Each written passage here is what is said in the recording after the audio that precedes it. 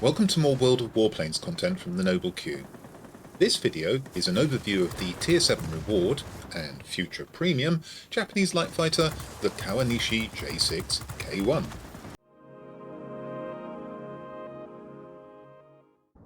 Hello there, here is the new Japanese light fighter on the tarmac outside my hangar. Before I say anything else, none of the paint schemes you see in the video come with the plane. These are all schemes I've created for it myself. And there you go. The style of this video on the J6K1 is an overview, rather than a full review, much as I did for the Bearcat earlier this year. However, I am going to bring back the spreadsheet, albeit without as much discussion as in the past, since quite a few of you said you missed it. I'll also make that spreadsheet available for viewing online, but that may not be when I release the video owing to time constraints. There will be a placeholder in the video description for the viewing link, so keep checking to see if it has appeared. I'll do a community post on YouTube too when the link becomes available. To business. I'll show you the equipment and consumable slots for this plane now. When you obtain the J6K1, you'll find 5, yes, that's 5 equipment slots. There's one on the cockpit, one on the airframe, one on the engine, which is locked until the plane is specialised, and ominously 2 on the guns, with one locked until the plane is specialised. I'll show you why 2 gun slots is ominous shortly. There are 5 consumable slots spread evenly across the parts of the plane, with an extra one on the engine. That one is locked until the plane is specialised as well. This is a remarkable set of slots for a Tier 7 fighter. No other fighter has 5 equipment slots, and none has even 1 slot for the guns. As you're going to see soon, this gives the J6K1 incredible firepower. Here are the base numbers for the plane and its rivals.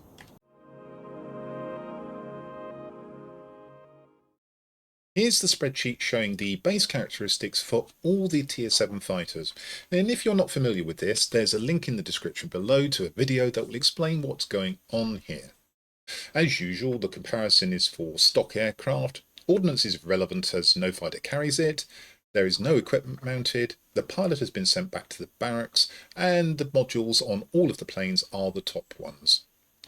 The figures for the J6K1 can be seen in columns C and D, with the other aircraft all having 2 columns for their figures off to the right. I'll give you an overview of the main categories, and we'll start with the gun armament, the firepower. Awesome. Obscene. Certainly very, very good. Survivability, typically Japanese. Fragile, prone to fire. Airspeed, slow. Maneuverability, pretty good, better than energy fighters, not as good as most of the term fighters. Altitude performance, poor. Power to weight ratio, middling. You will be able to see this spreadsheet online, so I'm not going to go through each figure exhaustively. I'll pick out some highlights, and we'll start with the guns, and the highlight, of course, is the rating of 44 and 760 dps at base. Even better than the former blue ribbon holder, the K6. You outgun a K6 at base. And not only that, most of the damage is coming from these 20mm cannons. They fire at a base range of 2,428 feet. Now, the cannons on the K6 fire at a range of 1,890 feet. So you can do lots more damage much earlier. It means you've got a pretty good chance of taking on a K6 in a head-on if you have to, and destroying it before it can destroy you. I wouldn't necessarily try that, because the plane is fragile, as we'll see in a moment, but it gives you a flavour of what you've got here. Just bear in mind you've got 3 seconds of burst, which means that you're going to have to be careful about your equipment choices. Maybe if you go for equipment that reduces burst length, you're going to have to use the bonus characteristics if you can to increase that burst length, or you may need to take other measures. I suppose you could describe the 13.2mm autocannons, machine guns, take your pick, as make weight. However, they can be useful for finishing off an aircraft if you are a bit heavy with the trigger. We look at survivability. I said it was typically Japanese. Actually, it's got a pretty good damage resistance for a Japanese aircraft. However, it does catch fire quite easily, as you can see from this fire resistance figure. Probably means you're going to have to do something with skills, such as firefighter or fire resistance, maybe both of them. You're probably going to have to carry a fire extinguisher as well. It's up to you to decide how you mix and match those, but you're going to probably need some sort of measure to counter this fire resistance figure. Airspeed, it's pretty similar to the Key 84, and we just bring that into view. It's right at the end as it happens. You can see that these figures are very similar. I'm not going to go through them one by one. There's a marginal advantage for the J6K1 in terms of maximum boost speed, but these are very much term fighter figures, and they're not any high energy figures, which means that anything that's got high energy is going to be able to fly away from you. That doesn't necessarily mean you won't be able to shoot it. We'll talk about that later, but you probably won't be able to stay with it. Just while we're on airspeed, we must all talk about power to weight ratios. They're in the middle, suggests the aircraft doesn't accelerate particularly well either. Maneuverability is pretty good, better than the energy fighters. So if something like, to talk about the K6 again, if it enters into a turn fight with you, you're going to beat it. Hoorah! However, if you enter into a turn fight with any of the turn fighters, the familiar culprits, such as the Spitfires that are just coming into view here, the Axe, and also the other Japanese aircraft, chances are you're going to lose. Your strategy there is to blast them out of the sky with your awesome firepower before they can do anything about it. If you do happen to get into a turn fight, say goodbye to your aircraft, unless the pilot of the opposing plane makes a mistake. And the altitude performance is woeful. It's not even as good as the Key 84. It's on a par with the A7M Repu and some of the turn fighters. You just see them coming in here. It's certainly not going to be able to get up to altitude to fight anything. Overall, I suppose the most apt description is one that one of my viewers suggested during stream. Glass cannon. You can blast almost anything out of the sky, and I talked about the K6 a lot, and you can certainly blast those out of the sky. What I haven't mentioned is that you can blast P61s out of the sky with this plane as well. P61s are going to find this plane a real nuisance because, as you know, lots of P61 players just love to camp the middle central repair base and spin around shooting everything. This thing will delete them. But everything else about it, its fragility, its lack of speed, its relative lack of maneuverability, certainly against turn fighters, and its woeful altitude performance make it below average, maybe even straying into mediocre territory. Okay, those are the numbers. Let's move on.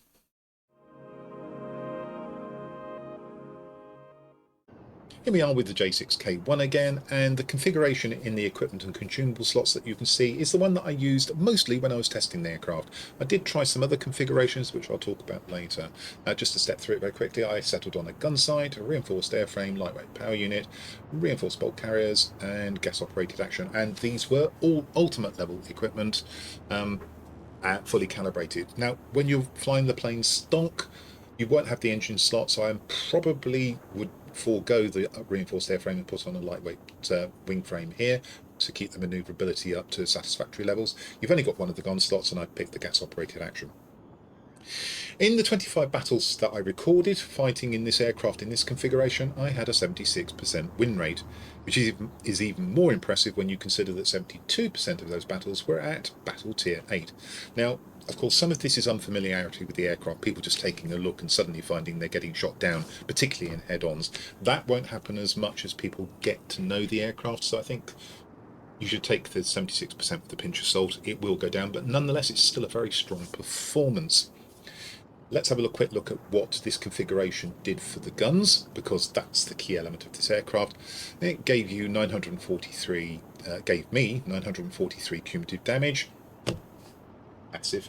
All you need, you can take it higher, as I will show you shortly, but you don't really need it, at a range of 2,428 feet. And I was basically able to blast things out of the sky quite easily with this. Just melt ADAs, K6s, even P61s, as I mentioned earlier. Now, I think this plane is screaming for Akira Akane. There is a drawback to using her, but also a considerable advantage. So let me explain that now. We'll pop her in the plane, and it all revolves around two skills. The first, which is active, is Hunter's Grip. and this increases the burst length by 10% and the range by 10%, and these are huge advantages. This is something I do with my J7W3 on my regular account, and I also use Akira Akane in my Japanese premium planes, of which one is the SM91, in which she is a monster.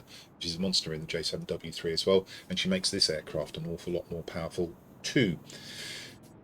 The drawback is that you lose maneuverability because the mastery skill is deactivated and it's occupying the aerobatics slot. Personally, I don't think that's too much of a drawback. You've still got plenty of maneuverability here. Let me just highlight it. 80. That's enough to deal with energy fighters. You were never going to be able to turn with turn fighters anyway, and I don't see that as a great loss. However, if you're concerned, you could put on a lightweight wing frame.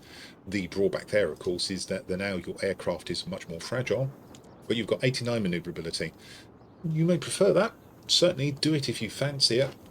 It's still not enough to deal with really good turn fighters, so for me, it's that's not an optimal setup. So I'm going to reset that.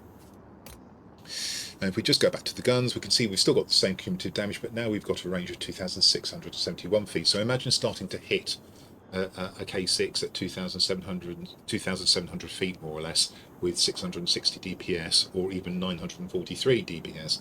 Well, actually, in truth, because of dispersion, you'll find that probably you only get about half of that, so you probably won't wreck an aircraft at that kind of distance as quickly as you might imagine. Certainly not as quickly as you would if you were much closer to it, but it's a very valuable increase in distance. If you've got access to special equipment, you can go further. So, for instance, you can put on an experimental gas-operated action. There is also a special project version. I'm going to assume most of you don't have that. I haven't looked at this. If you do have one, you might try it, but keep an eye on the bonus characteristics and make sure it gives you what you want. I'll stick on that gas-operated action experimental version there, and then we will use a piece of special project equipment, which again, most of you won't have, so I will look at the experimental equipment. But in this case, the Soviet long gun barrels are a lot better than the experimental equipment usually, but in this case there is something about the experimental ones which is worth knowing. And having put those on and keeping Akira Akane in the aircraft, a lot of this depends on you having Akira Akane. If you haven't got Akira Akane, you might be better with standard equipment and avoiding the loss of burst length that using these pieces, particularly this piece of equipment, entails. And we've got the cumulative damage up to 1,045, which I think is the maximum. If you can get more, it won't be much more. And you've got the range up to a whopping 3,205. Well, of course, given dispersion, you're not going to get the full 1,045 at 3,200. It might feel considerably less, but it's very impressive. And this relates back to a comment I made earlier in the video. High energy aircraft may fly past you at speed, and you won't be able to catch them or stay with them because you're a slow aircraft, but if you've got this kind of range, you may very well still be able to shoot them, which will be discouraging for them, that's for sure. Just looking at the burst length, you can see that we've actually got a small improvement because we've got Akira in the plane. Remember, she's contributing 10% here. The improvement is 5%, so without Akira, you actually lose 5% of your burst length, which is already only 3 seconds. So think hard about whether that's worthwhile if you haven't got Akira Akane. If you use the experimental long gun barrels, and I'm not usually in favour of using these, I think they're a pretty poor piece of experimental equipment, but they do have a bonus characteristic which is worth noticing. There it is down there. You can increase the burst length by 5%. And what that means is that although you're now just down below 1,000 cumulative damage, well, wow, that's really sad, isn't it, that you're actually below 1,000 cumulative damage. I am weeping. And the optimal distance has come down to just 3,000 feet. Personally, for me, 3,000 feet is plenty enough. Again, your burst length is plus 9% here. So actually, even without Akira, this is viable because you'd be losing 1% of your burst length as opposed to 5% in the previous configuration. And if I were to do this, not that I strictly think it's necessary, but this is the configuration that I would go for. I'd go for the experimental gas-operated action and the experimental long gun barrels, and possibly take off Akira, particularly if I wanted to get more maneuverability into the aircraft. If you don't have access to special project or experimental long gun barrels, worry not. Here's a standard set, and because of the bonus characteristics that I've selected, which are on display there, what happens is that you've still just a little bit below 1000 cumulative damage, still weeping a little bit. But because of the bonus characteristics, you can actually get more range out of these things. And this has now gone up to 3,169 feet. The burst length is 8% better, which is dependent on Akira Akane being in the plane, but if you take her out, you're losing 2%. So you might think that's worthwhile. If you want to get another pilot in there, one that can use Aerobatics Expert for a little bit more maneuverability. And that seems like a good place to start talking about pilot skills.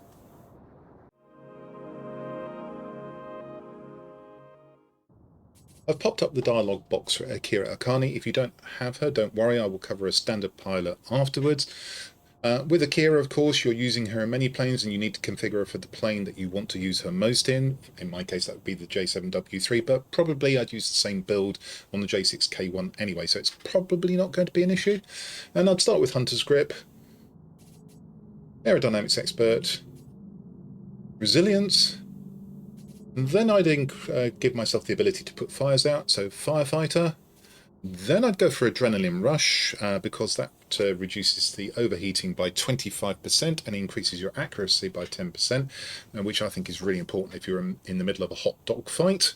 You can knock down aircraft even more quickly. I'll talk more about that in a moment though. And at that point you've used 11 points. Go with Protection Expert would be my next choice, and then I would probably pick Cruise Flight, although Battle Tested wouldn't be a bad choice either. That's a 15-point pilot, long way in the future. Now what you might do instead is go Hunter's Grip, Aerodynamics Expert, Resilience, Firefighter, so far so good, same as previously. Now go Protection Expert, not going for Adrenaline Rush. If you think you can get away without it, and of course the aircraft has got high DPS, so you might consider it's not necessary, I would then use the last 5 skill points in Engine Guru 1 and Engine Guru 2 to make the aircraft faster. Now obviously I haven't been able to test that, whether it's worth doing, but it's certainly a thought. Let's think about a standard pilot. If you haven't got Akira Akane, or you want to get extra maneuverability on the plane by using the aerobatics skill, then you'll use a standard pilot. And I'll assume here that you either mounted the reinforced bulk carriers to avoid a burst length penalty on the guns, or you're using the experimental or the standard long gun barrels to limit that burst length penalty to 1 or 2%. Remember, the Soviet long gun barrels, the special project equipment without Akira Akane, will give you a penalty of 5%, and for me that would be too much. Might not be for you, but definitely is for me. I'd start with Aerodynamics Expert, follow that with Resilience, follow that with Aerobatics Expert, then the Firefighter, and then depending on what I wanted to do with the plane, go Adrenaline Rush, but that's subject to the same considerations as previously, at which point I'd be looking for Protection Expert as my next skill, and then probably Cruise Flight, although as I said previously, Battle Tested wouldn't be a bad choice. And again, you can do the same thing as I did with Akira Akane. You could very well go Aerodynamics Expert, Resilience, Aerobatics Expert, Firefighter, Protection Expert, and then put on Engine Guru 1 and 2. Now, lots of you will have different ideas. I think those are solid builds, but they're not the only possibilities. If you've got a particular skill that you like using and can exploit effectively, don't let me persuade you otherwise.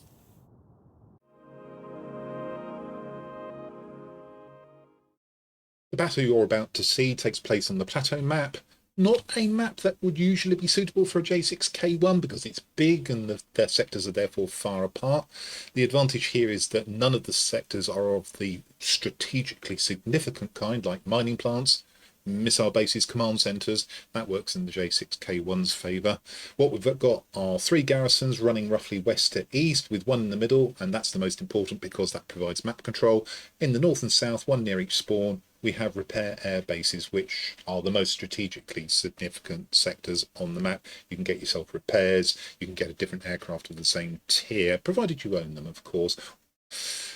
And order of battle, I'm in my J6K1 tier 7. I have a tier 7 heavy, the XP75 alongside me, that's not specialised, a tier 6 high energy fighter, the P51A, not specialised, and then a specialised Ki 102, a manoeuvrable Japanese heavy, of course. The enemy has an specialised XP75, and how unusual to see 2 of those in a battle. They're not that popular. an unspecialised BF-109Z, the Zwilling, that is the twin fuselage BF-109 variant, not specialised as I've mentioned, and then another specialised heavy, an XP-54, which used to be a significant nuisance. It's less so these days, but still pretty powerful. And then a Corsair, an F4U-1, which is specialised as well and can do some useful ground work, as well as being pressed into service as an auxiliary fighter.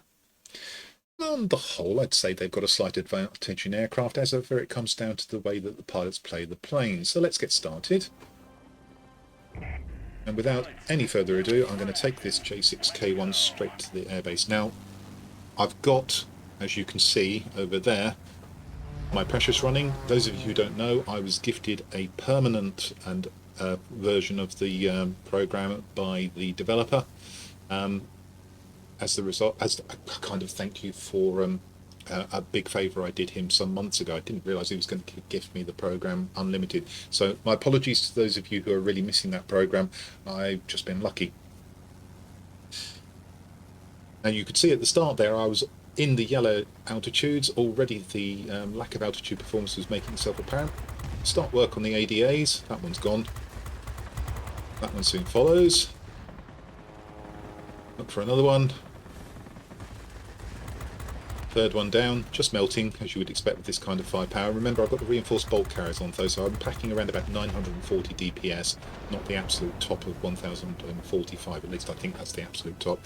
And having killed 4 ADAs very quickly, which this airplane obviously is very good at, I'm off to another sector, not particularly quickly. And we can see that our Key 102 has abandoned the battle, or disconnected, I'm not sure which. So we've now got a serious disadvantage. Again, settle on the ADA. That melts.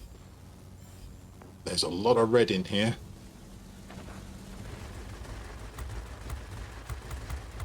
Shoot at the heavy, and then you can see at range I'm not quite getting the same kind of destructive effect, but there goes the XP-54. There's an ADA right in front of me, which, because it is close range, does melt very quickly. Got a heavy completely oblivious to me above me. Eat and drink. Doesn't take long to melt him. And the multi-rolls coming in. And that's dead, and we have the sector. Clear out the ground attackers, which won't take long. Just pausing the fire a little bit, because I'm respecting the fact that the guns do overheat, even though I do have the reinforced bolt carriers on here. Now to clear out the next one. It's gone as well, and that's 10 kills fairly quickly. A lot of them ADAs, but hey, you're trying to capture sectors, shoot the ADAs, they go down most quickly. And now we're beginning to have to climb, and it won't be long before we're into the yellow altitudes, and they've taken this, which is unfortunate. So we're 3-1 down, 3-2 down, I beg your pardon, and we need to take our local garrison back as quickly as possible and then seek to apply pressure. Down goes that heavy, and you can see the lack of speed here is hampering me, and now I've got 2 heavies. One's turned away, so I'm going to try and shoot at the one behind. That's the XP-75. He melts. Down goes the Zwilling. And now I want to try and set about the ADAs. Oops, didn't adjust very well there. That took longer to kill than it should have. Now for another one. Looking for a third one to take the sector. They're inconveniently slightly far away, but they are going to come across me in a moment. But I am fighting out of my optimum altitude here and having to go up. But it doesn't take long to take that, and now we're 3-2 up. Now I've got no boost left. I try to avoid, but of course, because I'm in the yellow altitudes, I'm actually quite not very manoeuvrable. Still, there is an XP-54, so I'm able to turn and shoot that down. But then I get set on fire by the next heavy that's coming in, and I lose the aircraft. Not a bad first sortie, and as we can see, Key 102 has definitely abandoned the game. So we spawned at the airbase that I captured earlier, and now going to go and try and put pressure on by taking their local garrison, which is what they did to us earlier. And this plane is ideal at knocking down ADAs very quickly. So in that sense, it's potentially quite good at capping. It's just that it can't get to sectors very quickly.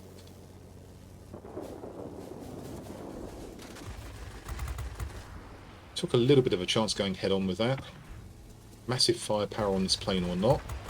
I did damage it significantly, so I'm able to turn around, and with my range I'm able to take first ADA out quickly and then another one. Now there's a fighter above me. It's damaged, it's going quite slowly, it's good to shoot. And that flips the sector. But again, I'm well out of my performance envelope, so I would be very easy to kill at this point. And funnily enough, we've got a heavy coming in again, and I think this is the one that shot me previously. But I have avoided him this time. Able to turn. He makes the mistake of turning, but something else kills him anyway. Now I've got another one coming in. Take avoiding action. Looks like they've decided that I'm the prime threat, and they're probably right. But the XP-54 misses. And I've got sufficient range to knock him down, and the ace goes through. 11 of those have been ADAs. Multi-roll next. Focke-Wulf, robust aircraft, still melts. That one's down. We're still 3-2 up. We've lost the centre, so we haven't got map control. That's the next thing to try and establish, unless there's a heavy coming in from my right. And he's not paying me any attention. I'm quite insulted by that, so I'm going to shoot him down. There he goes. Another one coming in. I'm not sure if it's a heavy or not. This is a fighter. It's not selected me as a target. The F-109G, I expect. Easy to kill. And now I can proceed towards the centre, which my team have nearly taken anyway. If I can pop a couple of ADAs, or maybe just one of them, that will get us along. We don't want the ground attackers to go down here. Firstly, ADA sweeps across me, get a fire on him and destroy him extremely rapidly, and turn for another one. Won't flip the base, however. Something has held us up here, I think. And this one is tough to kill, although I have now set it on fire. You get this occasionally with ADAs. Now we just need a few more points, one more kill. Where's it going to come from? The XP-54, even though he's travelling upside down and should be able to see me, in theory, flies conveniently across me. I kill him, and that flips the sector, and we're 4-1 up again. Mustang 1A coming in. And even though I have massive DPS, you can see there's a cautionary tale.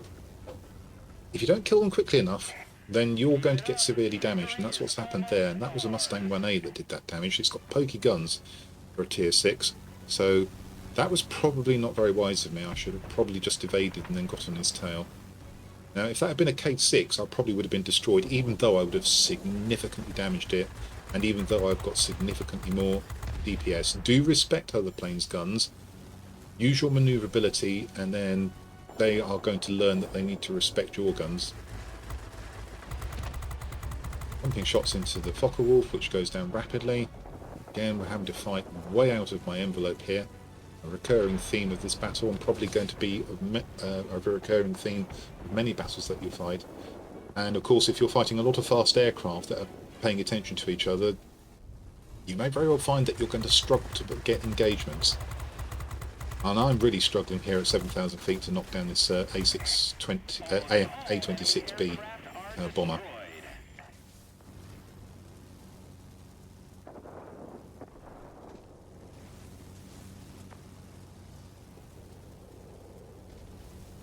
So there's only really the ADAs left for me to shoot at before the end of the game.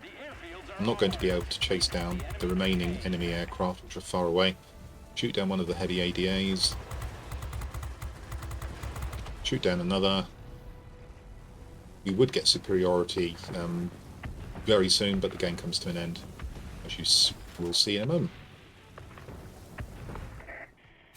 And there we go, 17 kills on the enemy team, 15 ADAs, 25,000 personal points, a host of medals, and there you go.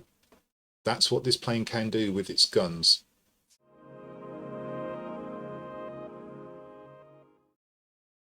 That brings me to the end of this overview of the Kawanishi J6K1. I hope you found it helpful. The plane has incredible, even obnoxious, firepower for a Tier 7 light fighter, but the engine and airframe combination is decidedly lackluster, with typical Japanese low survivability, low speed, maneuverability that many turn fighters exceed, and poor altitude performance. This makes the plane powerless in some battles and poisonous in others. The plane is likely to be powerless when on a large map like Northern Bridgehead, with sectors that don't suit it, particularly if it's Battle Tier 8. You'll struggle to find engagements, particularly ones that can turn the course of a battle, and you'll be easy to pick on because you're always low and slow. I didn't enjoy flying this plane in those circumstances. However, get on a map with a central repair base, for instance like many of the Road to Rome variants, especially if it's a 4-sector map, and you may find the enemy cannot dislodge you from the central sector whilst you mow them down with what is, candidly, excessive DPS. This is when the plane becomes poisonous and people will hate flying against it. It remains to be seen how popular the plane becomes, given that a lot of the time it will be on unsuitable maps where it has little impact and is easy to pick off. Now, you may be asking yourself at this point something like, why didn't you, as a tester, talk to the World of Warplanes team and suggest they reconfigured the plane, perhaps dropping a slot from the guns and putting it on the airframe instead, or reducing the DPS of the guns, and so on and so on? Well, I did, and so did other testers. Whilst the World of Warplanes team appeared to be listening, in the end it chose to put the plane in the game unaltered. That is disappointing. And that's it from me on this occasion. If you've liked this video, then subscribe and come see my future content. For now, this is the Noble Q, signing off.